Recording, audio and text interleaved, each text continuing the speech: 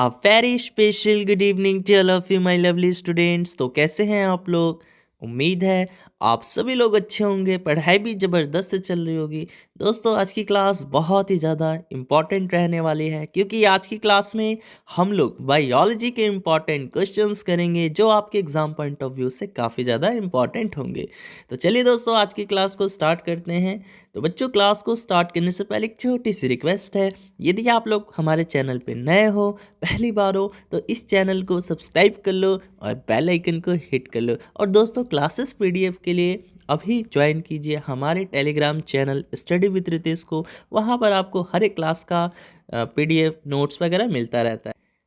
चलिए मित्रों, पहला क्वेश्चन है, निम्न में से कौन सी एक ग्रंथि जठर ग्रंथि नहीं है? बताइए, जठर ग्रंथि नहीं है कौन सी? कार्डियक ग्रंथि या फाइलोरिक ग्रंथि, फॉन्डिक ग्रंथि या लार ग्रंथि? जल्दी से आंसर करेंगे। हर एक विद्यार्थी इस प्यारे से क्वेश्चन का जवाब देंगे जी। आपको बताना है इन चारों में से कौन सी एक जठर ग्रंथि नहीं है। तो जी हाँ मित्रों, यदि आप लोगों ने आंसर दिया है ऑप्शन नंबर डी। जी हाँ दोस्तों, ऑप्शन नंबर डी यानी लार ग्रंथि जो है ये जठर ग्रंथि नहीं है, जबकि कार्डियो ग्रंथि, पाइलोरिक ग्रंथि, फंडी ग्रंथि, ये तीनों बच्चों कौन सी ग्रंथि है? जठर ग्रंथि के अंतर्गत आ जाती है। ठीक है, चलिए बहुत सही जवाब है।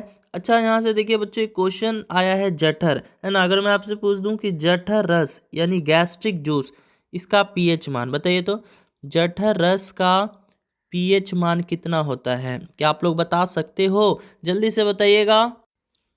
हाँ जी, जल्दी से बताइएगा, जठर रस का पीएच मान कितना होता है?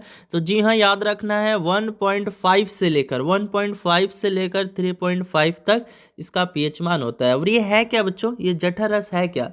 तो ये जठर रस जो है ना, पेट में बनने वाला एक पाचन तरल पदार्थ होता है। और जठर रस का मुख्य घटक क्या होता है? मेन कंपोनेंट क्या होता है इसका? HCl होता है। इसका मेन कंपोनेंट क्या होता है? HCl होता है, यानी हाइड्रोक्लोरिक एसिड होता है। ठीक है, तो ये आपको याद रखना है। चलिए मूव करते हैं अगले क्वेश्चन की तरफ स्टूडेंट। चलिए मित्रों, अगला प्रश्न है, रंध्रों में द्वार कोशिकाओं की संख्या पाई जाती है। रंध्रों में द्वार कोशिकाओं की जो संख्या होती है वो कितनी होती है बच्चों? 1 होती है, 2 होती है, 3 होती है या 4 होती है? जल्दी से जवाब देना है। प्रत्येक विद्यार्थी इस प्यारे से क्वेश्चन का जवाब देंगे। रंध्रों में द्वार कोशिकाओं की संख्या पाई जाती है। अब देखिए बच्चों, यहाँ पे एक चीज समझना, ये है क्या रंध्र? देखिए, जो रंध्र होते हैं ना बच्चों, आपके ये जो रंध्र होते हैं बच्चों, ये हमारे पौधों के पत्तियों में उपस्थित होते हैं। कहाँ? ये हमारे पौधों के पत्तियों में होता है। ठीक है, ये हमारे पौधों के पत्तियों में क्या होता है? प्रेजेंट होते हैं, यानी उपस्थित होते हैं। ठीक है, अब इनमें 2 प्रकार की कोशिकाएं होती हैं, है ना। इनमें जो है 2 प्रकार की कोशिकाएं होती है। एक होती है आंतरिक कोशिकाएं, इसमें 2 प्रकार की कोशिकाएं होती हैं, यानी कोशिका बोल सकते हो। एक होती है आंतरिक कोशिकाएं, ठीक है, और एक होती है बाह्य कोशिकाएं। ठीक है, तो अब जल्दी से आप ही बताइए, यहाँ पे रंध्रों में द्वार कोशिकाओं की संख्या पाई जाती है, कितनी पाई जाती है? चलिए, बहुत सही जवाब है 2। तो याद रखना है, रंध्र में द्वार कोशिकाओं की संख्या कितनी पाई जाती है बच्चों? तो ये 2 पाई जाती है, यानी ऑप्शन नंबर बी जो है आपके इस क्वेश्चन का सही जवाब हो जाएगा। ठीक है, तो कौन कौन सी होती है? एक आंतरिक होती है और एक बाह्य होती है। अब देखिए बच्चों, आंतरिक जो होती है कोशिकाएं, इसकी संरचना कैसी होती है? तो एकदम मोटी होती है। ठीक है, मोटी होती है। और ये जो बाह्य कोशिकाएं हैं, इसकी संरचना कैसी होती है? तो एकदम पतली होती है। ठीक है, ये आप लोग पढ़े होंगे। ठीक है बच्चों, चलिए तो बस आपको इतना याद रखना है, रंध्रों में द्वार कोशिकाओं की जो संख्या पाई जाती है वो 2 पाई जाती है। ठीक है, याद कर लीजिएगा, डायरेक्ट आपके एग्जाम में पूछ लिए जाते हैं ऐसे क्वेश्चंस। ठीक है बच्चों, चलिए मित्रों, अगला प्रश्न है, यदि एक मनुष्य में प्रतिवर्ती क्रियाएं नहीं हो रही हैं तो उसके तंत्रिका तंत्र का कौन सा भाग क्षतिग्रस्त हुआ है? अब देखिए, अगर एक मनुष्य में प्रतिवर्ती क्रियाएं नहीं हो रही हैं, है ना, तो उसके तंत्रिका तंत्र का, बच्चों उसके तंत्रिका तंत्र का कौन सा भाग क्षतिग्रस्त हो चुका है? प्रमस्तिष्क, अनुमस्तिष्क, मेरुरज्जु या मेड्यूला ऑब्लंगेटा? तो जी हाँ मित्रों, यदि आप लोगों का आंसर आ रहा है ऑप्शन नंबर सी यानी मेरुरज्जु, देन आपका आंसर सही है। तो यहाँ पे आपको ध्यान रखना है बच्चों, प्रतिवर्ती क्रियाएं जो होती है ना, प्रतिवर्ती क्रियाएं ये मेरुरज्जु द्वारा ही नियंत्रित होती हैं, है ना। तो आपको याद रखना है प्रतिवर्ती क्रियाएं जो है मेरुरज्जु द्वारा ही क्या होती है बच्चों, नियंत्रित होती है। अब आप ही बताइए, अब आप ही को बताना है, अगर ये क्षतिग्रस्त हो गया तो प्रतिवर्ती क्रियाएं होंगी, नहीं होंगी, ठीक है। तो मनुष्य में प्रतिवर्ती क्रियाएं जो है मेरुरज्जु द्वारा नियंत्रित होती है, अगर ये क्षतिग्रस्त हो जाता है तो यहाँ पे प्रतिवर्ती क्रियाएं नहीं होंगी। तो यही हमारे क्वेश्चन का आंसर हो जाएगा, है ना। याद रखना है बच्चों, यहाँ पे आया है बात प्रमस्तिष्क का, ब्रेन का, ठीक है। तो अब ये इसमें क्या होता है, देखिए अगर आपसे पूछा जाए, अगर आपसे एग्जाम में पूछ लेगा कि भाई मनुष्य के मस्तिष्क का सबसे बड़ा भाग होता है, कौन होता है, तो वो प्रमस्तिष्क ही होता है। लिख लीजिए, पूछा जा सकता है कि मनुष्य के मस्तिष्क, है ना, मनुष्य के मस्तिष्क का सबसे बड़ा भाग होता है ये। मनुष्य के मस्तिष्क का सबसे बड़ा भाग कौन सा होता है, तो ये आपका प्रमस्तिष्क ही होता है ना। और बच्चों एक बात और याद रखना है इससे रिलेटेड कि ये मानव मस्तिष्क में बुद्धि का केंद्र भी माना जाता है ना। ये भी याद रखिएगा कि ये जो है मानव मस्तिष्क में, है ना बच्चों, ये मानव मस्तिष्क में, आपको याद रखना है बच्चों, ये मानव मस्तिष्क में बुद्धि का केंद्र भी माना जाता है ना। बुद्धि का केंद्र भी इसको कहते हैं, है ना। मानव मस्तिष्क में बुद्धि का केंद्र किसको कहा जाता है, प्रमस्तिष्क को कहा जाता है। देखिए ये बात आई है अनुमस्तिष्क की, है ना, अनुमस्तिष्क की। तो ये अगर पूछेगा कि मस्तिष्क का कौन सा भाग मोटर नियंत्रण में महत्वपूर्ण भूमिका अदा करता है ना। अगर आपसे पूछे बच्चों, यहाँ पे इसको लिख लीजिए कि मस्तिष्क का कौन सा भाग, मस्तिष्क का कौन सा भाग मोटर, है ना, मोटर नियंत्रण में महत्वपूर्ण भूमिका अदा करता है, मोटर नियंत्रण में महत्वपूर्ण भूमिका अदा करता है। तो याद रखना है बच्चों, डायरेक्ट आपको याद कर लेने हैं, ऐसे क्वेश्चंस पूछे जा सकते हैं, ठीक है। तो अनुमस्तिष्क के बारे में याद रखना है, अगर पूछे कि भाई मस्तिष्क का कौन सा भाग मोटर नियंत्रण में महत्वपूर्ण भूमिका अदा करता है, तो वो हमारा अनुमस्तिष्क हो जाएगा। देखिए यहाँ पर बात करेंगे बच्चों मेड्यूला ऑब्लंगेटा, इसकी बात करेंगे, है ना।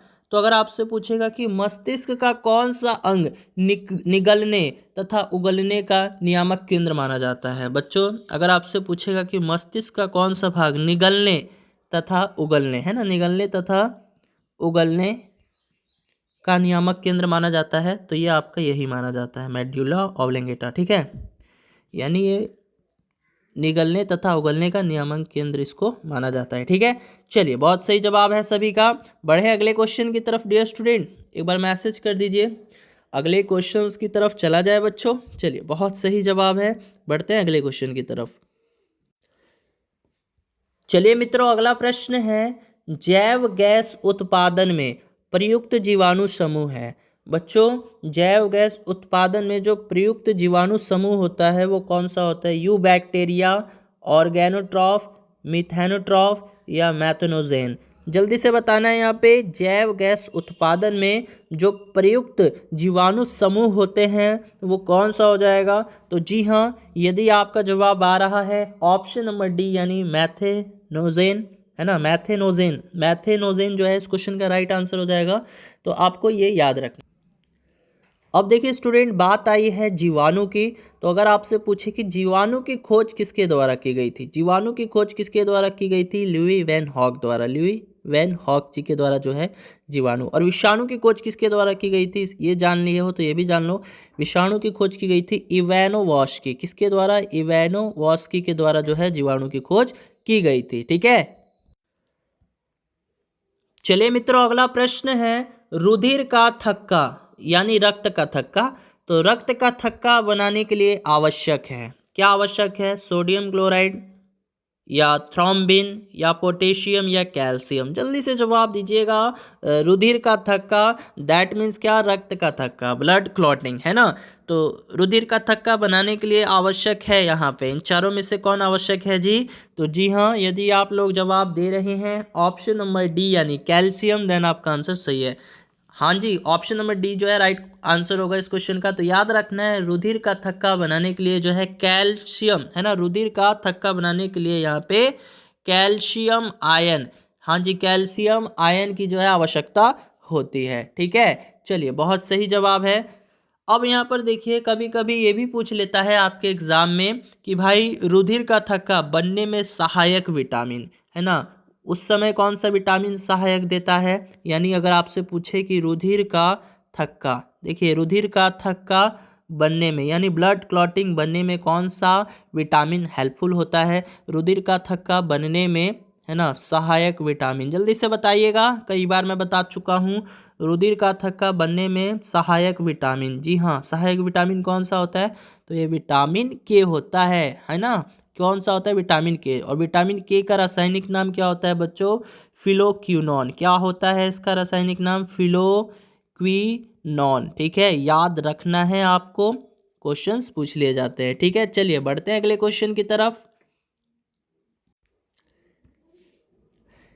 चलिए मित्रों, अगला प्रश्न है, निम्नलिखित में कौन सा एक एंजाइम नहीं है। आपको बताना है कौन सा एक एंजाइम नहीं है। Amylase, pepsin, somatotropin, trypsin. जल्दी से बताइएगा। हाँ जी, अब देखिए बच्चों, सबसे पहले हम लोग बात करेंगे कि एंजाइम होते क्या हैं, क्या होते हैं एंजाइम।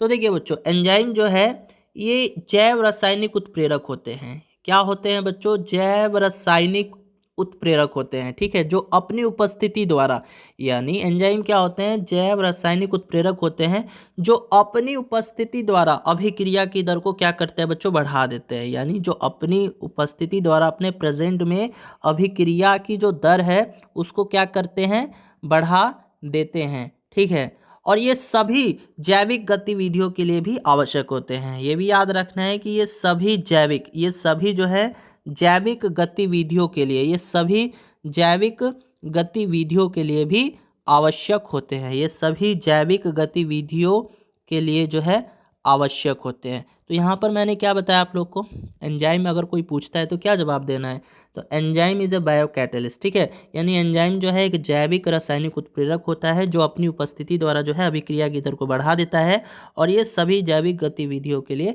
आवश्यक होता है। अब देखिए पूछा है कि एंजाइम नहीं है, नहीं है, तो देखिए पहला ऑप्शन है एमाइलेज। तो बच्चों एमाइलेज क्या है, ये एंजाइम है। क्या है ये बच्चों, ये जो है ना हमारा एंजाइम है। क्या है, एंजाइम है जो क्या करता है, जो मुख्यतः जो है स्टार्च को तोड़ने के लिए आवश्यक होता है। ये क्या करता है, स्टार्च को तोड़ने के लिए आवश्यक होता है, याद रखना है। ये हमारा एमाइलेज क्या है, एंजाइम है जो मुख्यतः स्टार्च को तोड़ने के लिए आवश्यक होता है। बात करेंगे पेप्सिन, तो ये भी हमारा बच्चों क्या है, पेप्सिन ये भी हमारा एंजाइम है जो मुख्यतः प्रोटीन को तोड़ने के लिए आवश्यक होता है ना। ये जो है प्रोटीन को तोड़ने के लिए आवश्यक होता है। बात करेंगे यहाँ पे सोमैटोट्रोपिन, तो सोमैटोट्रोपिन क्या है, ये बच्चों हमारा हार्मोन है, हार्मोन है। इसे ही हम लोग वृद्धि हार्मोन भी कहते हैं। इसको क्या कहते हैं हम लोग, इसको हम लोग वृद्धि हार्मोन के नाम से भी जानते हैं, है ना, वृद्धि हार्मोन भी कहते हैं, है ना। और ये जो है कहाँ से स्रावित होता है, कहाँ से सिक्रेट होता है, तो ये हमारे पीयूष ग्रंथि से जो है सिक्रेट होता है, यानी स्रावित होता है। तो याद रखना है सोमैटोट्रोपिन एंजाइम नहीं है, ये हार्मोन है और इसको वृद्धि हार्मोन भी कहते हैं और ये हमारे पीयूष ग्रंथि से स्रावित होता है। बात करेंगे ट्रिप्सिन, तो ये भी हमारा क्या होता है, ये भी हमारा एंजाइम है। ठीक है, अब देखिए प्रश्न क्या पूछा था, प्रश्न आपसे पूछा है कि एंजाइम नहीं है, जबकि एमाइलेज एंजाइम है, पेप्सिन एंजाइम है, ट्रिप्सिन एंजाइम है। तो यहाँ पर सोमैटोट्रोपिन जो है ये क्या है, हार्मोन है। तो ऑप्शन नंबर सी जो है आपके इस क्वेश्चन का करेक्ट आंसर हो जाएगा। बच्चों समझ में आ रहा है कि नहीं आ रहा है, एक बार जल्दी से मैसेज करके बोलिएगा सभी स्टूडेंट। चलिए बहुत सही है, सभी को समझ में आ रहा है। ठीक है, चलिए बढ़ते हैं अगले क्वेश्चन की तरफ।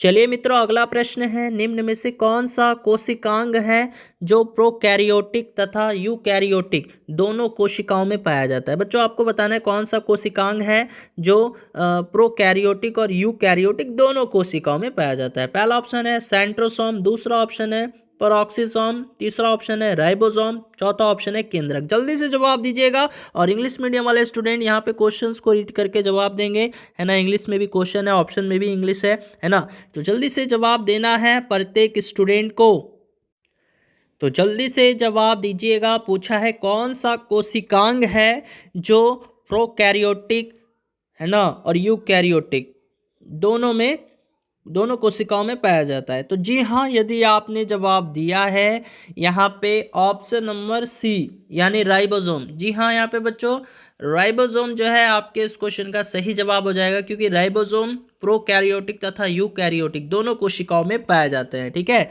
हाँ जी। अब देखिए कभी कभी इससे रिलेटेड एक दो प्रश्न भी पूछ लिए जाते हैं आपके परीक्षा में राइबोसोम से संबंधित। एक प्रश्न पूछा गया था बच्चों आपके पैरामेडिकल डेंटल वाले एग्जाम में, ठीक है, PMM वाले एग्जाम में पूछा गया था कि भाई राइबोसोम का मुख्य कार्य क्या होता है, बताइए तो। राइबोसोम राइबोसोम राइबोसोम का जो है मुख्य कार्य क्या होता है, राइबोसोम का मुख्य कार्य क्या होता है बच्चों, इसका मुख्य कार्य क्या होता है? तो इसका मुख्य कार्य जो होता है प्रोटीन का संश्लेषण करना। क्या होता है? प्रोटीन का संश्लेषण करना जो है इसका मुख्य कार्य हो जाता है। ठीक है, ये आपको याद रखना है। चलिए बढ़ते हैं अगले क्वेश्चन की तरफ डियर स्टूडेंट। तो चलिए मित्रों, अगला प्रश्न है माइकोप्लाज्मा जीवाणु से भिन्न है क्योंकि उनमें नहीं पाया जाता। बच्चों माइकोप्लाज्मा जो है ये जीवाणु से डिफरेंट हो जाता है। क्यों? क्योंकि उसमें क्या नहीं पाया जाता, माइकोप्लाज्मा में क्या नहीं पाया जाता जो इसको जीवाणु से डिफरेंट बनाता है? कोशिका कला, राइबोसोम, कोशिका भित्ति या DNA? जल्दी से जवाब देना है। सभी स्टूडेंट इस प्यारे से लाजवाब से क्वेश्चन का आंसर करेंगे जी। माइकोप्लाज्मा जीवाणु से भिन्न है, क्यों? क्योंकि इसमें क्या नहीं पाया जाता। तो जी हाँ, ऑप्शन नंबर सी यदि आप लोग जवाब दे रहे हैं कोशिका भित्ति, देन आपका आंसर सही है। तो याद रखना है बच्चों, माइकोप्लाज्मा में जो है कोशिका भित्ति नहीं पाया जाता और यही हमारे क्वेश्चन का करेक्ट आंसर हो जाएगा, है ना। जबकि बात करेंगे यहाँ पे जीवाणु की, तो याद रखना है बच्चों जीवाणुओं में जो है पेप्टाइडोग्लाइकन की कोशिका भित्ति उपस्थित रहती है। ठीक है, यानी बात करेंगे जीवाणु की तो जीवाणु में जो है बच्चों पेप्टाइडोग्लाइकन की कोशिका भित्ति उपस्थित रहती है ना। यहाँ पे देखिए होता क्या है ना बच्चों, ध्यान से सुन लीजिए। माइकोप्लाज्मा में ना, देखिए माइकोप्लाज्मा में जो है कोशिका भित्ति उपस्थित नहीं होती। ठीक है, यहाँ पर मैं फिर से बता देता हूँ। देखिए माइकोप्लाज्मा जो दिख रहा है ना, इसमें कोशिका भित्ति उपस्थित नहीं होती, जबकि जीवाणु में जो है पेप्टाइडोग्लाइकन की कोशिका भित्ति उपस्थित होती है, यानी इसकी जो है कोशिका भित्ति उपस्थित होती है। ठीक है, कोशिका भित्ति उपस्थित होती है। समझ में आ रहा है बच्चों? तो आपको याद रखना है। ठीक है, और देखिए यहाँ पे बात आई है बच्चों DNA की, बता देता हूँ आपको। DNA इसका फुल फॉर्म क्या होता है, आप सभी बच्चे जानते होंगे। Deoxy ribo nucleic acid. क्या होता है बच्चों? डीऑक्सी राइबो न्यूक्लिक एसिड होता है। ठीक है, ये तो सब जानते हो आप लोग, है ना। डीऑक्सी राइबो न्यूक्लिक एसिड होता है इसका फुल फॉर्म, है ना। और ये आनुवांशिक पदार्थ है जो अपने माता पिता से विरासत में प्राप्त प्रत्येक व्यक्ति के शरीर में मौजूद होता है। इतना तो जानते ही हैं आप लोग, है ना। चलिए बढ़ते हैं अगले क्वेश्चन की तरफ डियर स्टूडेंट। चलिए मित्रों, अगला प्रश्न है मादा में सहायक लैंगिक लक्षणों को बढ़ावा देता है। यानी देखिए बच्चों, फीमेल में, है ना, सेक्सुअल करैक्टर को प्रमोट करने में कौन सा हार्मोन सहायक होता है ना।